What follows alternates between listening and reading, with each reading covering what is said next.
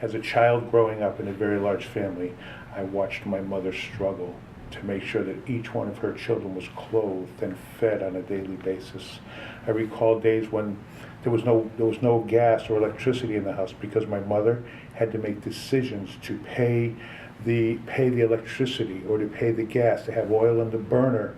I can recall her cooking dinner for us a few times on the open hearth fireplace as we were growing up as small children, because never in my life do I ever recall my mother sending any one of us kids to bed hungry, because she made sure that, even making her own sacrifices, that she made sure that we went to bed with a full stomach. Sometimes it may have just been toast in the morning for breakfast, but there was no child that went hungry in that house, and I say that as a direct result of my mother. I came to Hockin Valley in late 2006 as a client. One of the things I benefited from immediately was the food pantry, who at that point I became aware at that point was in direct partnership with Food Share.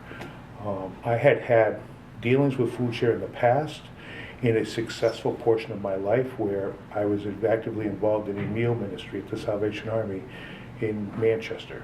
And I would go to Food Share on a weekly basis and help pick up the ingredients and the staples that were needed to feed people that were less fortunate. Never in my life, in the 2001, 2002 to 2004, did I ever imagine that I would find myself becoming a direct recipient and needing the services of Food Share or a food pantry. I went through a very serious struggle in my life, emotionally, and I wound up losing everything I had. And I wound up coming through the doors of Hockin Valley at our old property, the old property up on West Main Street, where we operated more or less a one-room pantry with a little bit of side offices on the side. They were operating out of chest freezers, reach-in chest freezers in the basement. Never did I envision that I would become a recipient of that, or need to become a recipient of that. Recently I was speaking, and I was reminded and recalling a time where I was living in a rundown rooming house, a transient property here in Vernon, and I recall David O'Rourke, who at that point did my intake at Hockin Valley in 2006. I recall him asking me on a rainy day before I walked back out of his office to the rooming house if I had anything to eat that day. And I looked at him and I thought, what's this guy asking me this for? And at that point he walked me down the hall, and I still recall the squeak in the floor, not knowing where we were going in the old now it's abandoned mill, but walking down the hall in the mill to a food pantry. And when they opened the door to me, it was like, wow, what is this? And I can still taste and smell the canned stew and the day-old bread from Stop and Shop as it was cooking on the stove in the rooming house that night. There's a story I tell people about colors.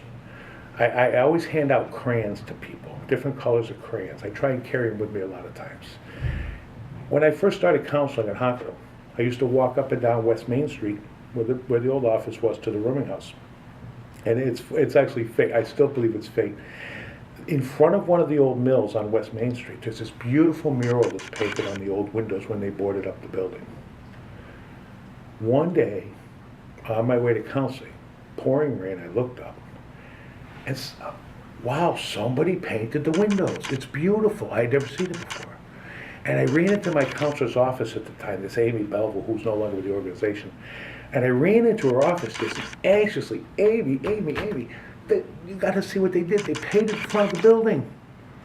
And she looked at me and she said, Bill, it's been like that for years.